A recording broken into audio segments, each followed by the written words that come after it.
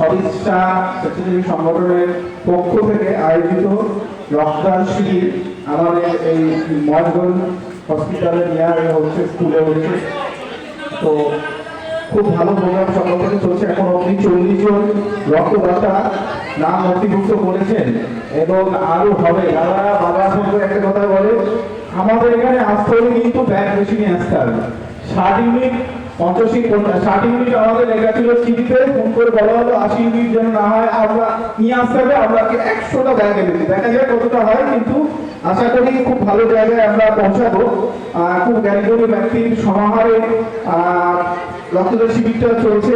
আমরা দেখেছি সবাই উপস্থিত হয়েছি, প্রত্যেক মানুষগুলো আমাদের খুব পরিচিত মুখ। তাই সবাইকে আমাদের ব্লাড পক্ষ থেকে, আমার ব্যক্তিগত দিক থেকে এবং আমাদের টিমের পক্ষ থেকে অনেক অনেক ধন্যবাদ দিই। দাদারা এত ভালো, এত শ্রদ্ধা ভক্তি আমাদেরকে দিয়ে থাকে, যেটা পৃথিবীর কোনো দেশে আমরা আগে পাবো না। আমরাও চেষ্টা করি দাদাদেরকে এই যে জায়গাটা ফিডব্যাক দেওয়া, মানুষের ভালোবাসা না বড় জায়গায় মানুষকে নিয়ে যায়। আজকে একটা এক্সাম্পল করে বুঝতে পারবে। আমি আজকে যখন আসছিলাম, আমাদের বাহাদুর থেকে একটা ট্রাক আসছিল, আমি গলি থেকে বেরিয়েছি, খুব অল্পের জন্য আমার সাথে ধাক্কা হয়নি।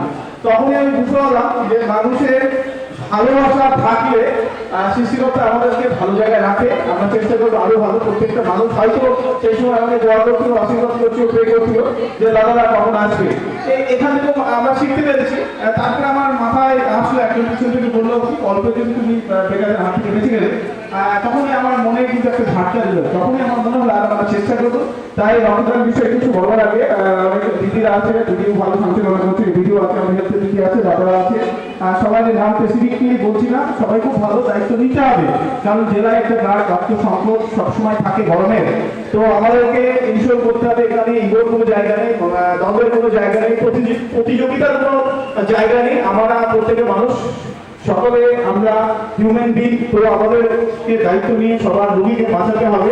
হ্যাঁ, প্রতিযোগিতা থাকবে, আমার মনের ভিতরে একটা আগ্রহ থাকবে। পাশের পাড়ার ক্লাব যদি 50 ইউনিট দেয়, আমরা 52 ইউনিট দেওয়ার চেষ্টা করবো। তারপরে আমরা সেটাকে ভুলে যাবো এবং আগামীতে নতুন নতুন মানুষকে রক্তদানে নিয়ে আসতে হবে। তাই রক্তদানের বিষয়ে একটু লেখা আলোকপাত করে আমি রক্তদানের উপকারিতা বলে আমি ছেড়ে দিয়ে কাজে চলে যাবো। ফুলের মতো শিশু চৈতন্য দাসের লেখা। ফুলের শিশু জীবনদীপ্তা অকালে যায় নিভিয়া, ধরলে তাকে মরণ দেবী, নাম দিত থ্যালাসেমিয়া বাহক শিশু করমদূষক দেখে কবি করম তাদের কথা উচ্চার করম দেখে। এই পথে জনম যদি শিশুর কথা বলি, ফুলের শিশু ব্যথা মুখে নিয়েই পথ চলি।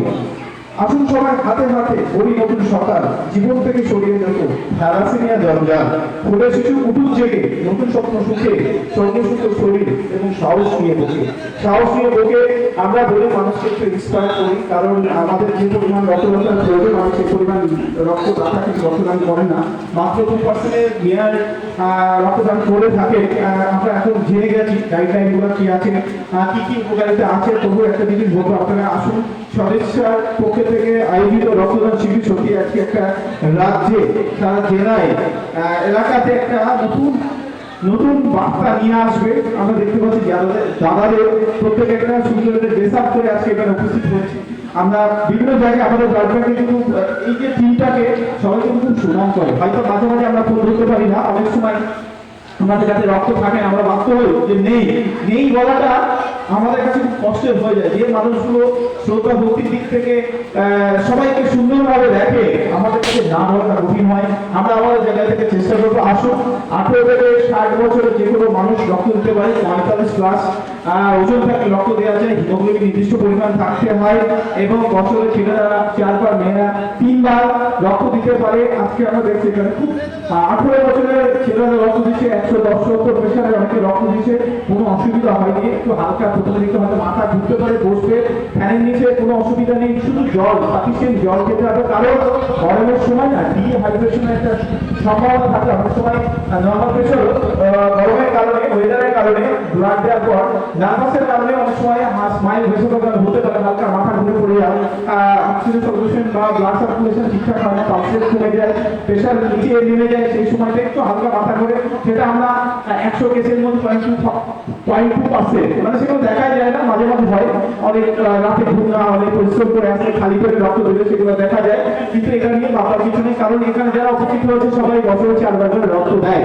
আর আরেকটা কথা, সবার সামনে মাইকের আওয়াজ যতদূর যাচ্ছে, একটা কথা বলে রাখি, দাদাদের সঙ্গে আমার একটা সম্পর্ক আছে, আমার বাড়িতে যখন আমি রক্তদান শিবির করি, দাদারা কিন্তু একজন রক্তদাতা হিসাবে না, একজন ভালো বন্ধু হিসাবে, ভালো মানুষ হিসাবে, ভালো রিলেটিভ হিসাবে আমার বাড়ি থেকে ক্যাম্পটা অর্গানাইজ করে, এবং সেখান থেকে সুইপারের কাজও দাদারা করে, এবং রান্নার কাজও করে দাদারা, এবং প্রত্যেকটা মানুষকে জল খাওয়ানো থেকে শুরু করে টিফিন দেওয়া থেকে শুরু করে ক্যাম্পের সাইড প্রিপারেশন দাদারা করে, এবং এই দাদাদের কাছে আমি ঋণী হয়ে যায় মাঝে মাঝে। আমি চেষ্টা করি ওনাদের যতটা সাপোর্ট দেওয়া যায়, কারণ ক্যাম্প অর্গানাইজ করতে গিয়ে আমি দেখতে পাই সেখানে আমার নিজের লোক সেখানে থাকে না, গ্রামের লোকও থাকে না, দাদারা এখান থেকে 8-10টা ছেড়ে যায়। এই বছরে আমি যখন করবো দাদাদের টিমকে নিয়েই আমি ক্যাম্পটা তুলতে চাই। আমাদের দরকার সেই মানুষ যারা সত্যিকারের সোশ্যাল ওয়ার্ক করে, সত্যিকারের মানুষের পাশে থাকে, যে মানুষগুলো নিজের কাজের কথা না ভাবে পরের জন্য ভাবে। আমি একটা জিনিস বলতে চাই, সবাই সবার জায়গা থেকে নিজের কাজ, নিজের পেশার জায়গাটা, নিজের পরিবারকে ঠিক রেখে আমরা যদি অল্প একটু পরিমাণে যদি মানুষের জন্য ভাবতে পারি না, সেটা বড় জিনিস। কারণ নিজের পরিবার, আত্মীয় স্বজনকে আগে দেখতে হবে, কারণ আমার আপনার মা বাবা অসুস্থ হলে ওষুধ কিন্তু আপনাকে আমাকে কিনতে হবে, কেউ কিন্তু সেদিন দেবে না। তাই প্রত্যেকের কাছে অনুরোধ করবো, সোশ্যাল ওয়ার্ক আমাদের চলবে। পৃথিবীর সবচেয়ে সেরা প্রফেশনের মধ্যে সোশ্যাল ওয়ার্ক। বিল গেটসের মতো মানুষও কিন্তু এই সেক্টরে ঢুকে গেছে, এবং উনি ওনার জায়গায় থেকে অনেক মানুষকে সোশ্যাল ওয়ার্ক করে মানুষের রুজি রোজগারের জায়গা থেকে শুরু করে এবং বিভিন্ন ধরনের সহযোগিতা উনি করে থাকেন। এবং আমাদের যে যারা খুব হাই সোসাইটি, রতন টাটা যদি কথা বলি, সেটাও কিন্তু সোশ্যাল ওয়ার্কের সঙ্গে উনি অতপ্রতভাবে যুক্ত আছে। ইনকামের ম্যাক্সিমাম